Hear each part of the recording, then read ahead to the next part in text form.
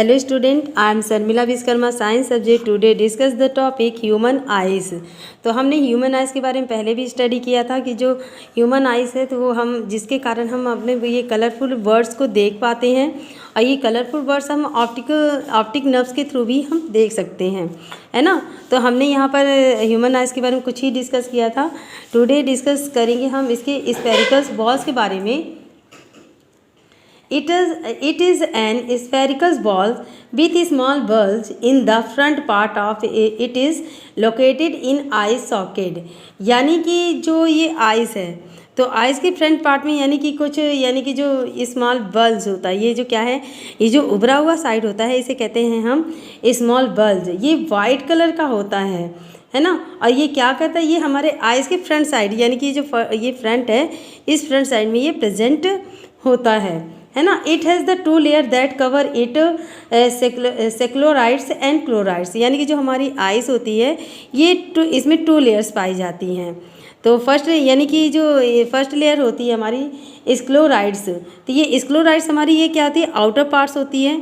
ये बाहर की जो पार्ट्स होती है इसे हम कहते हैं स्क्लोराइड्स, एंड ये अंदर की जो पार्ट्स होती है इसे कहते हैं क्लोराइड्स। तो ये यानी कि जो स्क्लेराइड्स होती है ये हमारे बाहर के ऑल पार्ट्स यानी आइज़ के ऑल पार्ट्स को प्रोटेक्ट करती है। इसमें वाइट फाइबर्स जो पाया जाता है जिसे कहते हैं वाइट कोलाइजन्स। ये वाइट कोलाइजन्स क्या होता है, ये हमारे जो आइज़ के ऑल पार्ट्स होते हैं ये सारे ऑल पार्ट्स को क्या करता है, ये प्रोटेक्ट करता है। बट ये जो हमारे इनर जो लेयर होती है क्लोराइड्स, ये हमारे अंदर की जो लेयर्स होती है आइज़ के इनर जो सरफेस होती है उसके ऑल पार्ट्स को ये प्रोटेक्ट करता है। फिर हमारे पास आता है ये जो कॉर्निया, सबसे पहला पार्ट आइज़ का जो पहला पार्ट्स आता है हमारा कॉर्निया। ये फर्स्ट लेयर्स होती है। कॉर्निया का वर्क होता है कि कॉर्निया जो होती है ये हमारे आइज़ की जितने भी यानी कि रेज होती हैं वो इस वाइट कलर, ये जो वाइट जो पोर्शन होता है इस वाइट पोर्शन को ही हम क्या कहते हैं, कॉर्निया कहते हैं। ये वाइट पोर्शन से ही जितनी भी रेज होती हैं वो इंटर करती है, यानी कि जो कॉर्निया होती है इस रेज को क्या कहती है, अपने अंदर से ही इंटर करने देती है। फिर नेक्स्ट पार्ट आता है आइरिस। आइरिस क्या होता है, आइरिस हमारा ये सेकंड पार्ट होता है। इसे जो ये क्या होता है हमारा ये सेकंड पार्ट आइरिस। आइरिस का वर्क होता है इट होल्ड द प्यूपिल्स। ये आइरिस को होल्ड करके रखता है। That is the adjust of the light rays, यानी कि ये जो इसकी एडजस्ट क्या करता है, ये जब आइरिस जो होती है इसका सबसे मेन वर्क होता है कलर्ड पार्ट। यानी कि आइरिस ने जो जैसे बहुत लोगों की आइज़ क्या होती है, ब्लू होती है, ब्लैक होती है, ब्राउन्स होती है, उनका मेन रिस्पॉन्सिबल होता है आइरिस, क्योंकि आइरिस ही क्या होती है यानी कि इनको कलर देती है। और आइरिस का मेन वर्क होता है जो इसकी जो प्यूपिल्स होती है प्यूपिल्स को ये होल्ड करके रखता है। और सबसे बड़ी बात ये होती है कि जब हमारे जैसे कि मान लीजिए कि जब हम ब्राइट यानी कि हमारे आँखों में सबसे ज़्यादा जब ब्राइटनेस पड़ती है तो आइरिस उसको क्या करता है, छोटा कर देता है, यानी कि एक्सक्रिएट कर देता है। और जब अगर डिम लाइट है तो डिम लाइट में अगर जाते हैं तो आइरिस क्या करता है, उसे एक्सपेंड कर देता है, यानी कि फैला देता है ना। तो छोटा बड़ा करने का जो भी वर्क होता है वो हमारा आइरिस करता है। और प्यूपिल ये जो हमारा ये जो आइरिस क्या होता है इसको होल्ड करके रखता है ना। तो ये जो प्यूपिल का पास होता है ये ब्लैक होता है। तो ब्लैक क्यों होता है, क्योंकि जितने भी हमारी लाइट रेज होती है ये सारी की सारी लाइट रेज प्यूपिल से होकर निकलती है और प्यूपिल सारी लाइट रेज को एब्जॉर्ब करता है, इसीलिए इसका ये क्या होता है, ये पूरी तरह से ब्लैक होता है ना। जो प्यूपिल होता है तो ये पूरी तरह से ब्लैक इसीलिए होता है क्योंकि ये सारी की सारी लाइट रेज जो होती है सारी लाइट रेज को ये अपने अंदर से ही एब्जॉर्ब करता है।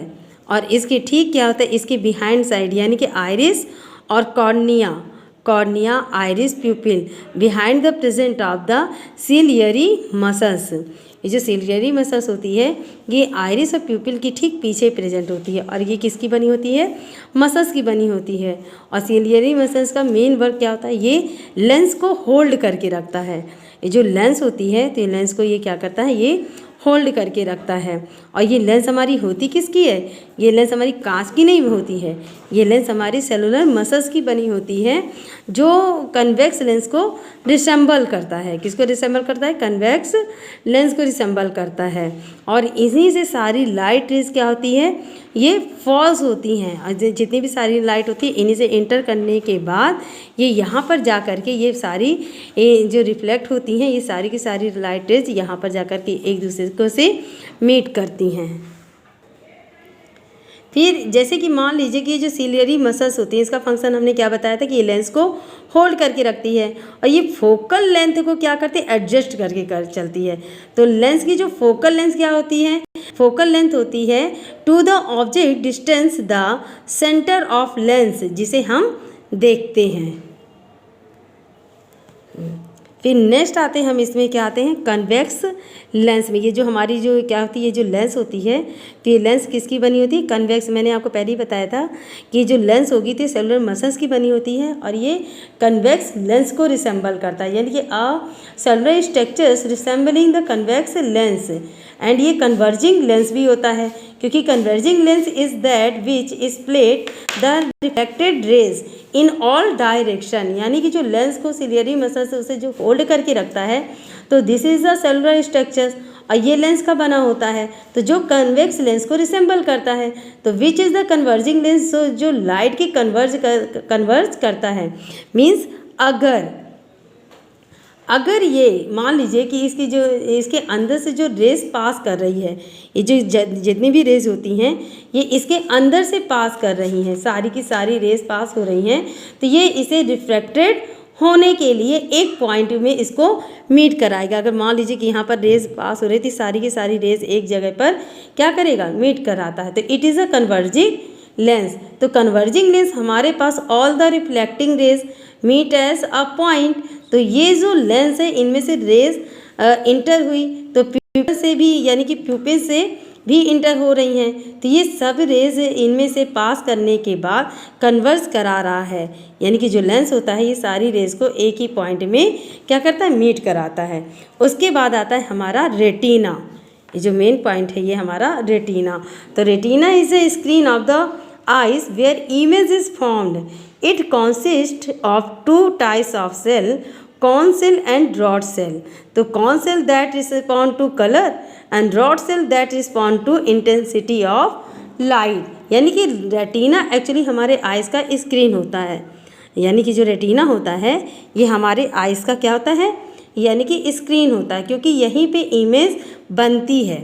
यानी कि जितनी भी लाइट फॉल होगी और मीट करेगी तो रेटिना पर ही मीट करती है और इमेज बनती है उसको। यानी कि ब्राइटनेस को कलर कंट्रोल, यानी कि जो ये रॉड सेल्स होती हैं, ये जो दो तरह की सेल्स बनती हैं रेटिना में, एक रॉड सेल्स हो गई, एक कोन सेल्स हो गई।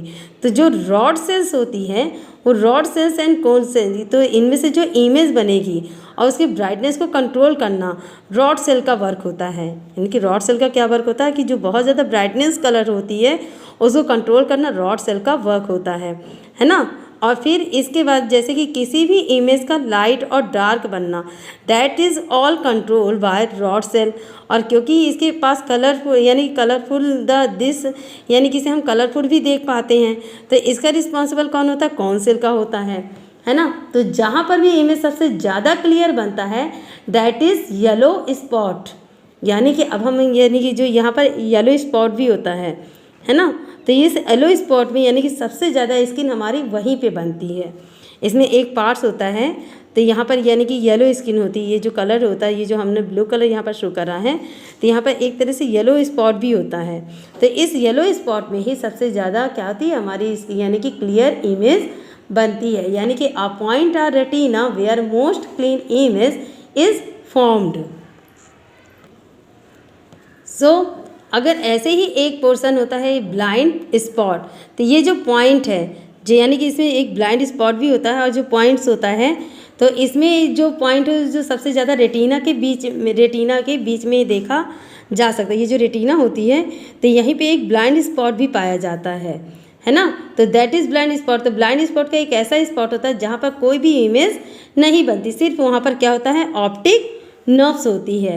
और ऑप्टिक नर्व्स का क्या होता है, it connect eye to brain, यानी कुछ भी मैसेज होगा वो ऑप्टिक नर्व्स के थ्रू हमारे ब्रेन तक पहुंचता है। तो अगर मान लीजिए जो भी ब्रेन बन रहा है और वो किसकी ब्रेन बन रही है, जब हम उसे आइडेंटिफाइड करते हैं तो वो हमारा आइडेंटिफाइड ब्रेन के थ्रू बनता है, यानी कि जो भी इमेज बन रही है तो ऑप्टिक नर्व्स के थ्रू, यानी कि जब ब्रेन तक पहुंचता है तब हम उसे क्या करते हैं, आइडेंटिफाइड करते हैं। तो इसमें से एक फ्लूइड होता है, the fluid is the present between cornea lens called as aqueous humour. इसमें जो एक्वस ह्यूमर्स होता है, ये देखिए ये जो एक्वस ह्यूमर्स है, ये एक्वस ह्यूमर जो होता है ये एक फ्लूइड होता है। ये फ्लूइड कहाँ पर होता है, ये कॉर्निया यानी कि कॉर्निया और लेंस के बीच में प्रेजेंट होता है ना। और एक इसमें से फ्लूइड होता है विट्रस ह्यूमर्स, है ना। तो ये लेंस और आपके किस में, रेटिना के बीच प्रेजेंट होता है। ये लेंस और रेटिना के बीच प्रेजेंट होता है। एक बार मैं फिर से आपको रिपीट करती हूँ कि इसमें से दो तरह के इसमें फ्लूइड्स पाए जाते हैं, एक्वस ह्यूमर्स और विट्रस ह्यूमर्स। तो एक्वस ह्यूमर्स आपके कॉर्निया और लेंस के बिटवीन से प्रेजेंट होता है, एंड ये vitreous humours between the lens और रेटिना, यानी कि रेटिना और लेंस के बीच में प्रेजेंट होता है।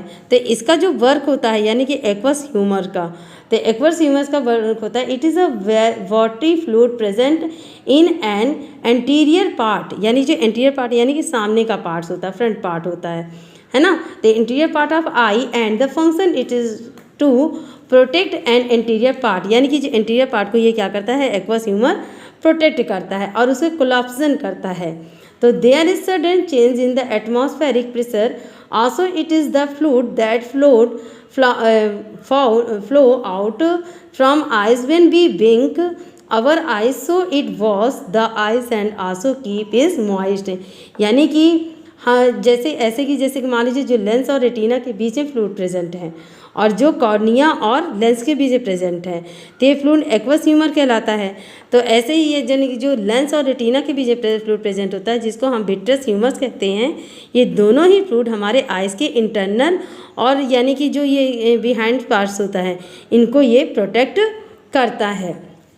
और ये बैक साइड में जो प्रेजेंट होता है आपका विट्रस ह्यूमर, तो यहाँ के पार्ट्स को प्रोटेक्ट करता है और इसको कोलैप्सिन भी करता है, यानी कि कोलैप्सिन भी करता है जब ये एटमॉस्फेरिक प्रेशर जो सडनली कोई भी चीज़ आ जाए तो आइस उसको कोलैप्स करके जाए, और that is the protect by fluid.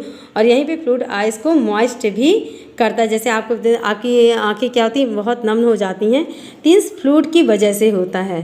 तो इसके बाद हम और भी डिस्कस इस ह्यूमन्स के बारे में करेंगे। Okay, thank you.